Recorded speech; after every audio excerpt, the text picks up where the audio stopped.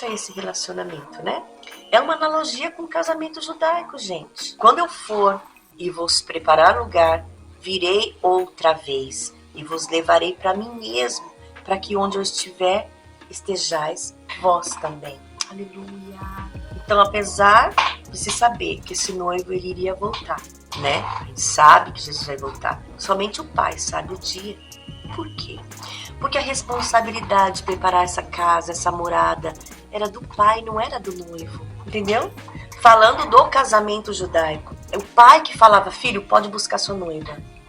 Enquanto o pai não falasse, ele não ia. Por quê? Porque a responsabilidade era do pai, de deixar tudo organizado.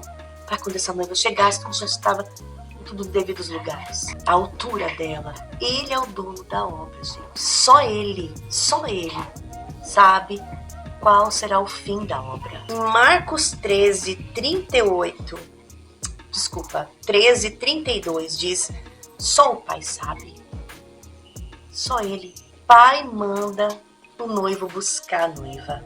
E o pai, ele envia algo muito importante para essa noiva. Até porque, de uma certa forma, ela também precisa ser preparada, né? Ainda que seja às pressas. Nós não temos muito tempo, tá? O noivo vai pro bairro onde a noiva mora, mas ele manda uma comitiva e vai tocando o chofar, gente. Tô falando do casamento judaico. O noivo vai para o noivo dessa noiva, mas na frente vai uma comitiva tocando chofar. Chofar seriam chifres, gente, que tocam, cornetas feitas com chifres, tá? Que você sopra e sai um som. Pra que eles tocavam chofar? Pra alertar a noiva. Quando tocam, pode ser com uma distância muito grande. Por exemplo, uma cidade do lado da outra, sabe? Vou falar daqui, de onde eu moro no Imbu, mas do lado pra cá tem Itapecerica da Serra e pra lá tem Taboão da Serra. Então, digamos que eu estou no Imbu e o chofar é tocado em Itapecerica da Serra, centro de Itapecerica da Serra. Era mais ou menos essa distância de uma cidade para outra. E mesmo assim dava para ser ouvido. Então, gente, se essa trombeta tá muito longe, vai dar tempo dessa noiva correr, se preparar, né? Vestido, maquiagem, sapato. Quando a trombeta toca, é para alertar, gente. Tipo assim, se apressa, tô chegando. Por isso que existia a trombeta, entendeu? E a Bíblia fala sobre essa trombeta, né? Fala sobre essa questão das trombetas. Existe uma festa bíblica chamada Festa das Trombetas. É a festa que antecede a última festa do ano, que é a Festa dos Tabernáculos. A Festa dos Tabernáculos, ela é relacionada ao casamento. Então, ainda tem um tempinho quando saem as trombetas para os noivos. No caso, para a noiva, né? E aí as trombetas vão até a porta da casa da noiva. Pensa na maior zoada, gente. Vamos trazer para os nossos dias, tá? Desde 1948, nunca houve na história da retomada da nação de Israel, nunca houve na história do cristianismo um interesse tão violento e tão grande pelas coisas de Israel como o que tem acontecido. Ou sobre querer saber sobre o hebraico, que é a língua do noivo, barulhos. Antigamente não se falava em ensinar, nem aprender hebraico, gente. Eu já cheguei até a ouvir alguns pastores falando, não, a gente não tem nem que se interessar pelas coisas de judeus. Judeu é judeu, igreja é igreja. Eu já ouvi. Ultimamente, há um interesse muito grande sobre tudo relacionado a Israel, né? Porque a nação em que esse noivo volta, que é Jerusalém, nunca teve tanta visitação de turistas como nesses últimos 10 anos, gente. Barulhos, zoada, são as trombetas sendo tocadas. Tanta gente querendo saber sobre o noivo. Vem a comitiva dançando, fazendo barulho, trazendo a Ketubá, que foi assinada, lembra, pelos noivos? E ali acontece uma coisa muito maravilhosa. Sabe o quê? O noivo chega logo que as trombetas param de tocar. E aí é que a noiva está pronta. E eles vão ler novamente, juntos, tudo que está escrito na Ketubá. E aí eles vão para um lugar chamado Rupá, que é uma tenda. Esse contrato é muito importante, porque ele é as escrituras de nossos dias. E nas escrituras estão tudo que o noivo deixou para nós, gente. Então vão reafirmar. E perante toda a sociedade tem a última assinatura dessa ketubá. Legalmente casados. A partir desse momento, seguem-se 7 dias de festa, onde serão comemoradas as bodas desse casamento, como a mesma boda que Jesus esteve e transformou água em vinho. Lembra dessa passagem? 7, gente, é o número da perfeição. Durante 7 dias, a festa geral, total, para ser celebrada. Esses 7 dias, eles estão totalmente relacionados à festa dos tabernáculos. E durante esse período de 7 dias, faz justamente analogia à festa dos tabernáculos, que também tem 7 dias. O ponto principal dos tabernáculos é o quê? Celebrar o momento em que Deus habitava lá no deserto, não é isso? No meio do povo de Israel? Pois bem, esse povo não tinha um teto. Moravam em cabanas. E onde é realizada a assinatura da ketubá? Em uma rupá, ou cabana, tenda. Então, gente, a memória é que essa noiva era 100% dependente de Deus, morando em cabanas, fisicamente, sem provisão de nada, vivendo dependente do que Deus providenciaria para ela. Ela também é a última festa das festas. Por quê? Porque as demais festas, gente, elas estão levando a nação para esse momento. Deus casando com a sua igreja. Casamento judaico ilustra o relacionamento do Messias com a sua igreja. Efésios 1:4. Vamos lá. Como também nos elegeu nele antes da fundação do mundo, para que fôssemos santos e irrepreensíveis diante dele em amor, escolhidos para ser noivado.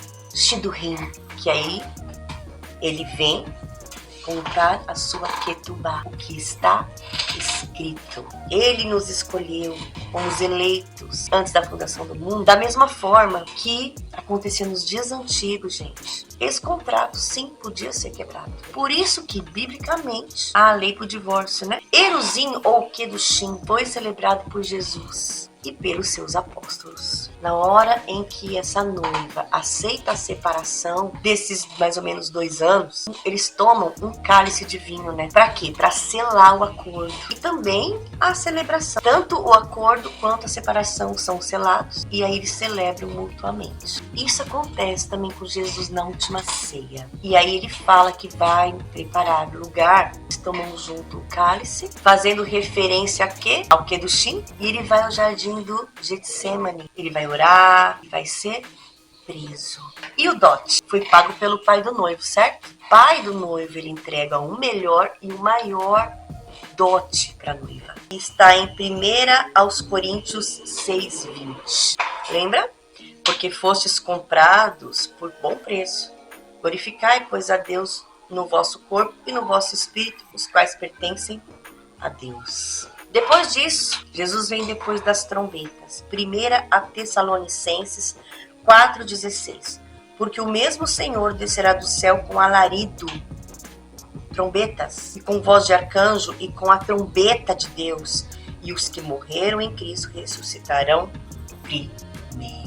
A palavra hebraica para bodas é ratumá, ratumná, ratumá. E a origem hebraica é hatemá, quer dizer assinatura. Então, gente, existe uma assinatura, existe um contrato para essas bodas. Existe uma assinatura, bodas, ratumá, que vem de hatemá, que quer dizer assinatura. Existe uma boda, existe uma assinatura. E se a gente for trazer para o casamento dos dias de hoje? A gente sabe que todo casamento não tem aquele glamour todo, né, gente? Aquela coisa romantizada toda, né? Aquilo é contrato, aquilo é assinatura. Então são 2 partes que decidiram, se encontraram, se escolheram, conversaram, entraram em acordo de vida e assinaram uma Seria. E é por isso, gente, que os casamentos não dão certo. Porque as pessoas esquecem dos acordos que elas fazem. E para que funcione, não pode esquecer. E existe também um livro da vida. Todos quanto foram salvos, os nomes estão lá. Vamos observar a nossa parte nesse contrato como noiva, vigilante, ocupando o lugar de noiva, tendo a identidade de noiva, a postura de noiva. A noiva, ela sabe qual é a missão dela. Ela tem que estudar sobre o noivo. Nesse período que ela tem de separação, ela precisa fazer isso. Por quê? Porque quanto mais perto ela chegar do noivo, estudando ele, sabendo sobre ele, ela acaba se parecendo com ele. No caráter, e também na santidade desse noivo. Você entendeu, gente? Por isso, amados, que nós possamos nos aproximar cada vez mais perto do Senhor, conhecendo o noivo.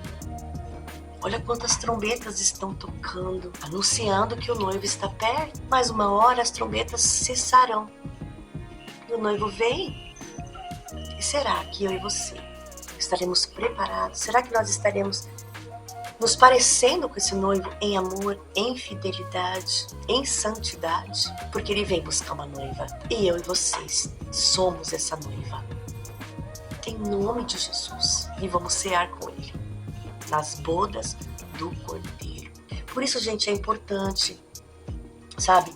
Esse mundo, por se multiplicar a iniquidade, o amor de muitos esfriaria e tudo mais. E tudo que se diz sobre Deus, pessoas, senhores deste mundo estão trabalhando incansavelmente para que os princípios de Deus sejam apagados, sejam esquecidos, sejam até colocados como é machismo, é coisa passada, é coisa antiga, nós estamos modernos.